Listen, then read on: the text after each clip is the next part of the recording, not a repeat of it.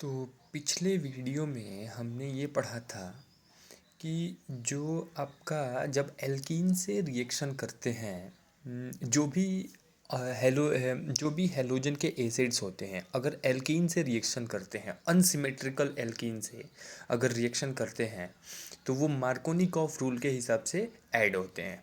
Markovnikov rule ये कहता है कि आपका हाइड्रोजन हेलोजन एसिड्स में से जो हाइड्रोजन होगा वो उस कार्बन से जाके जुड़ेगा जिस कार्बन पे ऑलरेडी अधिक हाइड्रोजन्स मौजूद हो, और हेलोजन ग्रुप उस कार्बन से जाके जुड़ेगा जिस कार्बन पे कम हाइड्रोजन्स मौजूद हो। ठीक है, ये मार्कोनिकॉफ रूल कहता है। अब एक चीज़ आपको पढ़ना था, इसके बारे में मैंने आपको बताया था पूरा। अब एक चीज़ आपको पढ़ना था, परऑक्साइड इफेक्ट, या फिर जिसको खरास इफेक्ट या फिर एंटी मार्कोनिकॉफ्स रूल भी कहते हैं। ठीक है, इसमें देखिए क्या होता है कि मान लीजिए कि ये एक अनसिमेट्रिकल एल्कीन है, R bond C H double bond C H two. ये जब एच बी आर से रिएक्शन करता है, जैसे कि पिछले में यहाँ पर एच बी आर से रिएक्शन किया था, वैसे ही यहाँ पर भी एच बी आर से रिएक्शन करता है। आप पीछे देख लीजिएगा। तो जब रिएक्शन करता है तो देखिए ऊपर अगर परऑक्साइड हो जाता है, ये एक परऑक्साइड है, मैंने उसका नाम लिखा है C6H5COO कटवाइज O2। ठीक है, ये एक परऑक्साइड है, ऑर्गेनिक परऑक्साइड। तो परऑक्साइड अगर एक परऑक्साइड उसमें लग जाता है, ठीक है, पिछले वाले में देखिए कुछ नहीं था, लेकिन अगर इसमें परऑक्साइड लग जाता है तो इस परऑक्साइड के वजह से जो मार्कोनिकॉफ रूल होता है उसके हिसाब से ये एडिशन नहीं होता है। अब देखिए यहाँ पे क्या होता है, जो रिजल्ट है वो ये बन रहा है कि जो हाइड्रोजन है, देखिए हाइड्रोजन जाके आपका इस सी एच से जुड़ के सी एच टू बना रहा है ना, और जो बी आर है वो सी एच टू से जुड़ के देखिए बी आर बना रहा है। यानी कि ठीक जिस तरह से मार्कोनिकॉफ रूल ऐड कर रहा था उसके अपोजिट ये ऐड कर रहा है ना। इसीलिए इसको एंटी मार्कोनिकॉफ या परऑक्साइड इफेक्ट या खरास इफेक्ट कहते हैं। और ये सिर्फ एच बी आर के लिए होता है, सिर्फ और सिर्फ हाइड्रोजन ब्रोमाइड के लिए होता है, और किसी के लिए नहीं होता है।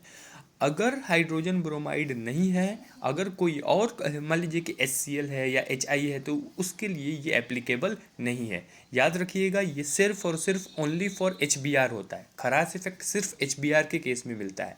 होता क्या है कि देखिए, कभी भी कोई अनसिमेट्रिकल एल्कीन जब HBr से रिएक्शन करता है तो परऑक्साइड के प्रेजेंस में, तो अगर हम नेचुरली देखें जैसे पहले हो रहा था, तो मार्कोनिकॉफ रूल के हिसाब से Br को आके यहाँ पे जोड़ना चाहिए CH वाले कार्बन पे, और हाइड्रोजन को आके CH2 वाले कार्बन पे। बट उसका ठीक अपोजिट होता है, Br जाके यहाँ पे जोड़ता है और H जाके यहाँ पे जोड़ता है, जिसकी वजह से देखिए R's bond CH2 bond Br का फॉर्मेशन होता है। इसी को कहते हैं हम लोग परऑक्साइड इफेक्ट। वहीं पे अगर देखिए, मान लीजिए कि ये है आपका CH3 bond CH bond double bond CH2, peroxide के प्रेजेंस में अगर HCl से रिएक्शन करता है, तब भी देखिए क्लोरीन जाके इससे जुड़ रहा है और हाइड्रोजन जाके इससे जुड़ रहा है, ठीक मार्कोनिकॉफ रूल के हिसाब से। तो यहाँ पे खरास इफेक्ट नहीं दिख रहा है हमको, है कि नहीं। यहाँ पे मार्कोनिकॉफ रूल के हिसाब से जो कि क्लोरीन जाके और हाइड्रोजन जाके जुड़ जा रहे हैं, यहाँ पे खरास इफेक्ट हमको नहीं दिख रहा है। तो खरास इफेक्ट सिर्फ और सिर्फ, या फिर परऑक्साइड इफेक्ट कहें या फिर एंटी मार्कोनिकॉफ रूल कहें, वो सिर्फ और सिर्फ हाइड्रोजन ब्रोमाइड के लिए ही होता है, HBr के लिए ही वो स्पेशल केस है। ठीक है, अब देखिए जो तीसरा मेथड है, halogen exchange method.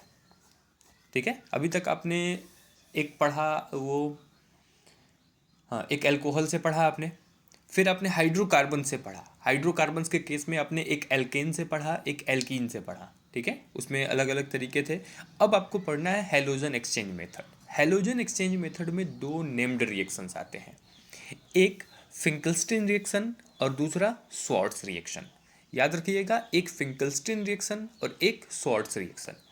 Finkelstein reaction जो होता है वो सिर्फ और सिर्फ एल्किल आयोडाइड बनाने के लिए प्रीफर किया जाता है। ठीक है, एल्किल आयोडाइड यानी कि आयोडीन के एक्सचेंज के लिए ये प्रीफर किया जाता है फिंकलस्टीन रिएक्शन। हमेशा याद रखिएगा, फिंकलस्टीन रिएक्शन का मतलब ये है कि वो आयोडाइड बनाने के लिए इस्तेमाल किया जाएगा। जैसे देखिए, आर एक्स जब Na से रिएक्शन करेगा, मतलब कोई एल्किल हैलाइड, ठीक है, और उस हेलोजन की जगह पे क्लोरीन या ब्रोमीन हो सकता है, ठीक है, जब वो रिएक्शन करेगा सोडियम आयोडाइड से, और सॉल्यूशन उसमें क्या होगा, लिक्विड क्या होगा, वो होगा एसीटोन। एसीटोन के प्रेजेंस में तो आर आई होगा, यानी कि ये जो आयोडीन है इस एक्स को हटा के जाके जुड़ जा रहा है, और ये जो एक्स है ये आके सोडियम से जुड़ के NaXPPT का फॉर्मेशन कर रहा है, प्रेसिपिटेट का फॉर्मेशन कर रहा है। एग्जाम्पल देख लीजिए, C2H5Cl क्लोरोइथेन, ठीक है, ये जब सोडियम आयोडाइड से रिएक्शन कर रहा है NaI से एसीटोन में, तो देखिए क्या बन रहा है, ये जो आयोडीन है ये इस क्लोरीन को हटा के जाके इस C2H5 से जुड़ गया।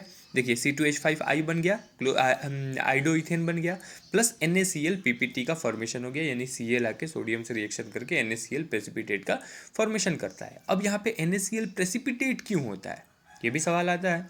तो NaCl देखिए वाटर में सॉल्यूबल है, क्योंकि ये एक आयनिक कंपाउंड है, बट एसीटोन एक आपका ऑर्गेनिक सॉल्वेंट है, और ऑर्गेनिक सॉल्वेंट पोलर सॉल्वेंट नहीं होता है, ठीक है।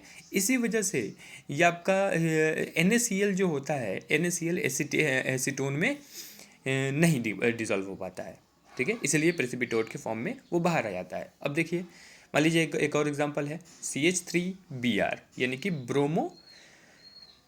ब्रोमोमेथेन, ठीक है। जब ब्रोमोमेथेन सोडियम आयोडाइड से रिएक्शन करता है एसीटोन में, तो आयोडीन यहाँ जाकर Br को हटा के CH3I आइडोमेथेन का फॉर्मेशन करता है, प्लस NaBr प्रेसिपिटेट का फॉर्मेशन होता है, ठीक है। तो ये था आपका फिंकलस्टीन रिएक्शन। बस फिंकलस्टीन रिएक्शन में आपको रिएक्शन अच्छे से याद रखना है, ठीक है, कैसे होता है क्या होता है, ये रिएक्शन आपको याद रहना चाहिए। अगला है स्वार्ट्स रिएक्शन। स्वार्ट्स रिएक्शन के केस में देखिए, ये सिर्फ और सिर्फ फ्लोराइड बनाने के लिए यूज होता है। इससे पहले आपने तीन या चार प्रिपरेशन के टाइप्स पढ़े हैं, जितने भी आपने पढ़े उनमें फ्लोराइड बनाने का तरीका नहीं दिया था। भले आयोडाइड बनाने का तरीका पीछे था, बट फ्लोराइड बनाने का तरीका नहीं था, ठीक है।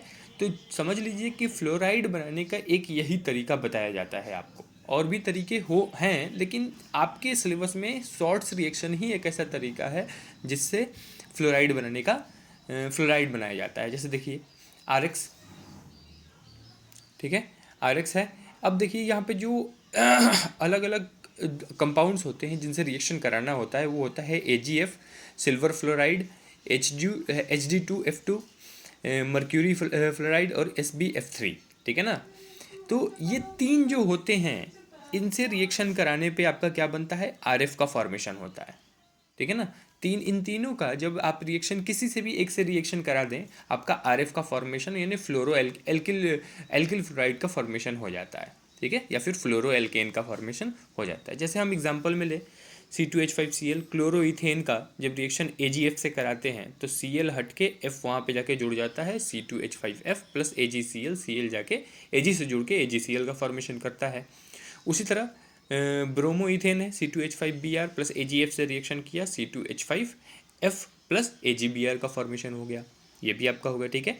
तो मतलब कि आप बस यहाँ पर Hg2F2, जैसे एक और एग्जांपल ले लीजिए, ये देखिए C2H5Cl प्लस Hg2F2, जब ये क्लोरोइथेन रिएक्शन कर रहा है आपका Hg2F2 से, तो आपका फॉर्मेशन हो रहा है। देखिए यहाँ पे Cl हट के जाके यहाँ पे F जुड़ गया, प्लस Hg2Cl2 का जो फॉर्मेशन हो जा रहा है, प्रेसिपिटेट का फॉर्मेशन हो जा रहा है, और ये आपका इस तरह से आपके फ्लोराइड का फॉर्मेशन हो रहा है, ठीक है। तो याद रखिएगा, फिंकलस्टीन रिएक्शन सिर्फ और सिर्फ एल्किल आयोडाइड बनाने के लिए, ठीक है, एल्किल आयोडाइड बनाने के लिए, और स्वार्ट्स रिएक्शन सिर्फ और सिर्फ एल्किल फ्लोराइड्स बनाने के लिए, ठीक है। और जो रिएक्शन आगे है वो आप लोग ध्यान रखेंगे। हाँ, एक चीज़ है, अगर आपको रिएक्शन समझना है या फिर रिएक्शन थोड़ा ध्यान में रहे, तो इस चीज़ के लिए आपको रिएक्शंस को लिख लिख के प्रैक्टिस करना पड़ेगा।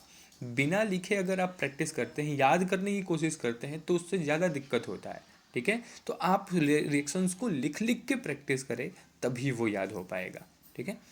इसके बाद देखिए, अब आता है, अब हम, हाँ एक चीज़ और बता दें कि हम हेलो एल्केन्स अभी पढ़ा रहे हैं, हेलो एरीन्स के बारे में आगे देखा जाएगा, उसके प्रिपरेशन, उसके प्रॉपर्टीज़ के बारे में आगे देखा जाएगा। एक टॉपिक पहले हेलो एल्केन पढ़ लेते हैं, मतलब एलिफेटिक वाले एल्केन्स के हेलो एल्केन्स के बारे में पढ़ लेते हैं, एरोमेटिक के बारे में बाद में पढ़ेंगे। देखिए फिजिकल प्रॉपर्टीज़ की अगर हम बात करें, तो सबसे पहले physical properties of halo alkanes. तो physical properties of halo alkanes में देखिए, सबसे पहला बताया जाता है कि जो हेलो एल्केन्स होते हैं या फिर एल्किल हैलाइड जो होते हैं ये कलरलेस होते हैं। ठीक है, जब प्योर फॉर्म में होंगे, मतलब कि उनमें कोई इम्प्योरिटी या फिर कोई और सब्सटेंस नहीं मिलाया जाएगा, प्योर फॉर्म में होंगे तो वो होते हैं कलरलेस। उनका कोई कलर नहीं होता है, कलरलेस होते हैं। फिर से जो ये एल्किल हैलाइड्स होते हैं ये वोलेटाइल भी होते हैं, आसानी से वेपराइज भी हो जाते हैं, इसलिए उनको वोलेटाइल भी कहा जाता है। फिर आपका जो ये एल्किल हैलाइड्स होते हैं इनका जो टेस्ट होता है वो स्वीट होता है। ठीक है, टेस्ट इनका स्वीट होता है। ठीक है, इसको ध्यान में रखिएगा। अब थोड़ा हम बात करें कि बॉइलिंग पॉइंट का। ठीक है, तो बॉइलिंग पॉइंट में देखिए अगर सेम आर रहेगा, मतलब एल्किल ग्रुप सेम रहेगा, मतलब मान लीजिए कि ये आर है, ये भी आर है, ये भी आर है, ये भी आर है, तो मान लीजिए आर की जगह पे इथेन है तो इसमें भी इथेन, एथिल है, एथिल है, एथिल है, एथिल है, मतलब कि एल्किल ग्रुप सेम हो, तो जो बॉइलिंग पॉइंट होता है वो इस ऑर्डर में होता है। मतलब कि आर आई का सबसे ज़्यादा बॉइलिंग पॉइंट, फिर आर बी आर का, फिर आर सी एल का, फिर आर एफ का।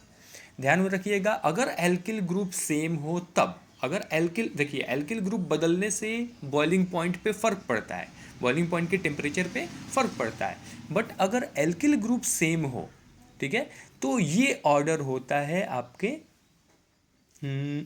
ये ऑर्डर होता है आपके बॉइलिंग पॉइंट का। जैसे देखिए आर आई का सबसे पहले, फिर आर बी आर का, फिर आर सी एल का। क्यों, वजह बताया जाता है कि आखिर क्यों ये ऑर्डर होता है। तो देखिए जैसे जैसे हम फ्लोरीन से आयोडीन की तरफ बढ़ते हैं साइज़ बढ़ता जाता है। बताइए आपको कि फ्लोरीन फर्स्ट एलिमेंट है 17वें ग्रुप का, उससे नीचे आते हैं, और किसी भी ग्रुप में ऊपर से अगर नीचे आते हैं तो साइज़ बढ़ता है। ठीक है, तो फ्लोरीन से नीचे आयोडीन की तरफ आते हैं तो साइज़ बढ़ता जाता है। साइज़ बढ़ने की वजह से अब ये जो मॉलिक्यूल्स होंगे इनके साइजेस बढ़ने लगेंगे, इसका बड़ा साइज़ होगा, इसका उससे उससे छोटा, उससे छोटा, सबसे छोटा, ये साइज़ ऐसे होगा। तो इस वजह से इनके बीच, इन मॉलिक्यूल्स के बीच का जो अपन आपस में जो वंडर वॉल फोर्स होता है, ये वंडर वॉल फोर्स ज़्यादा होने लगता है, स्ट्रांग होने लगता है। ठीक है, साइज़ बड़ा होने की वजह से वंडर वॉल फोर्स अधिक होने लगता है, जिसकी वजह से बॉइलिंग पॉइंट भी अधिक होने लगता है।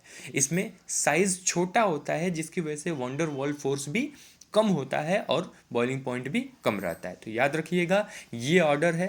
क्यों, क्योंकि फ्लोरीन से क्लोरीन की तरफ, फ्लोरीन से आयोडीन की तरफ बढ़ने पर साइज़ बढ़ता जाता है, साइज़ बढ़ेगा तो मॉलिक्यूलर साइज़ भी बढ़ेगा, मॉलिक्यूलर साइज़ बढ़ता है तो जिसकी वजह से आपका जो वंडर वॉल फोर्स होता है, मॉलिक्यूल्स के बीच का जो वंडर वॉल फोर्स होता है वो वंडर वॉल फोर्स अधिक होने लगता है, और वंडर वॉल फोर्स अधिक होने लगता है, स्ट्रांग होने लगता है, और बॉइलिंग पॉइंट भी बढ़ने लगता है। ठीक है, तो इस बात का ध्यान रखिएगा।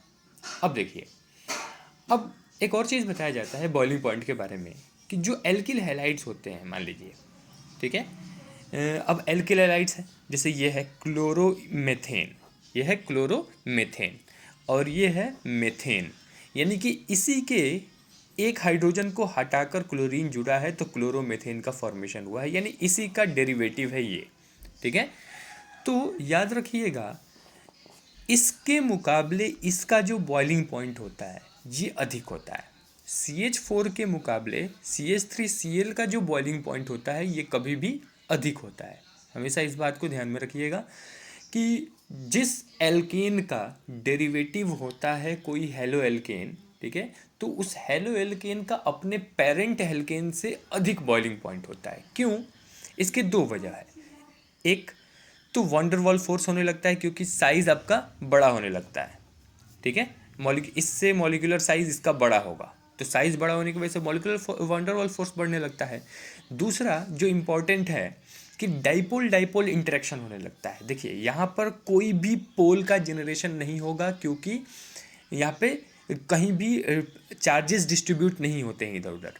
ठीक है, मतलब चार्जेस सभी पे इक्वल होंगे तो कहीं पर भी पॉजिटिव या निगेटिव चार्ज डेवलप नहीं होता है। वही यहाँ पर देखिए जो क्लोरीन है ये कार्बन के मुकाबले काफ़ी ज़्यादा निगेटिव, काफ़ी ज़्यादा इलेक्ट्रोनिगेटिव होता है, जिसकी वजह से क्लोरीन अपने तरफ इलेक्ट्रॉन को खींचता है, जिसकी वजह से कार्बन पे पॉजिटिव और क्लोरीन पे निगेटिव चार्ज आता है, हल्का सा पॉजिटिव और हल्का सा निगेटिव चार्ज आता है, और इस पर दो पोल्स जनरेट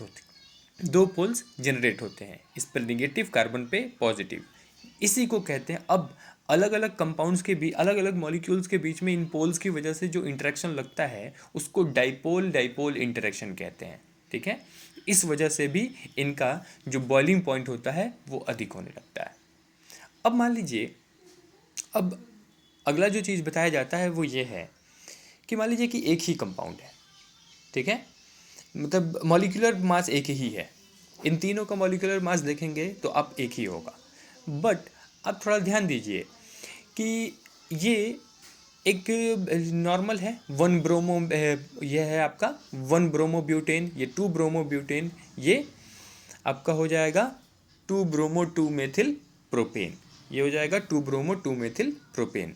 देखिए एक ही मॉलिक्यूलर मास है बट अलग अलग आपके आइसोमर्स हैं, है ना, पोजीशनिंग अलग है, यहाँ पे 1 से जुड़ा हुआ है, यहाँ से 2 से जुड़ा हुआ है, यहाँ पे तो क्लोरी CH3 मेथेन भी आपका जाके जुड़ गया है अलग जगह पे। ठीक है, तो ये आइसोमर्स हैं, एक ही मॉलिक्यूलर मास है बट आपके जो शेप है वो अलग अलग है, जिसकी वजह से ये आइसोमर्स हैं। तो आइसोमर में जितनी ज़्यादा ब्रांचिंग होगी उतना कम बॉइलिंग पॉइंट होगा। जैसे देखिए ये एकदम स्ट्रेट है तो इसका 375 केल्विन है। ठीक है, ये इसमें देखिए ये ब्रोमीन जाके यहाँ पे जुड़ गया है, जिसकी वजह से एक ब्रांच हो गया है, तो इसका 346 केल्विन हो गया है, 364 केल्विन हो गया है। और यहाँ पर और ज़्यादा ब्रांचिंग होने की वजह से और घट गया है, 346 केल्विन हो गया है। ठीक है, तो इस तरह से जैसे जैसे आइसोमर्स में ब्रांचिंग बढ़ता जाता है वैसे वैसे आपका जो बॉइलिंग पॉइंट होता है वो घटता जाता है, वैसे वैसे बॉइलिंग पॉइंट घटता जाता है, तो ब्रांचिंग के साथ बॉइलिंग पॉइंट भी घटता जाता है। तो इन सब चीज़ों को ध्यान में रखिएगा। फिजिकल प्रॉपर्टीज़ हो गई, अब आगे हम आप लोगों को कुछ अब केमिकल प्रॉपर्टीज़ के बारे में पढ़ना है। ठीक है, तो और कुछ बाकी होगा तो हम बता देंगे अगले वीडियो में, उसके बाद हम लोग केमिकल प्रॉपर्टीज़ स्टार्ट करेंगे।